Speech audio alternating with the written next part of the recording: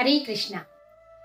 మరి కలియుగంలో life span వచ్చేసి అసలు 100 ఇయర్స్. అది ఒకప్పుడు, ఇప్పుడు కాదనుకోండి.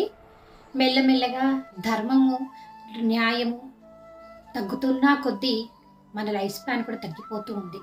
దానికి కారణం కూడా మనమే. మన జీవితాన్ని సరళంగా చాలా ఈజీగా చేసుకోవాలని చెప్పి మనం ఎన్నో ఎన్నో కనుక్కుంటున్నాము. మన మనిషిని కూడా తయారు చేసే స్థాయికి వచ్చేసాము. మన ఉనికికి ఇప్పుడు ప్రమాదం కలిగేలా మనం తయారయ్యాము.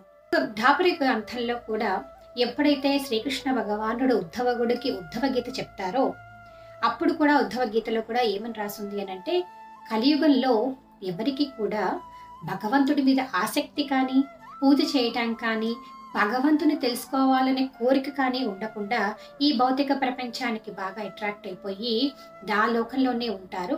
అందుకే నన్ను చేరే చాలా సులభమైన మార్గం ఏంటి అని అంటే నా నామజపం చేయటం, అంటే జస్ట్ నన్ను స్మరించటం.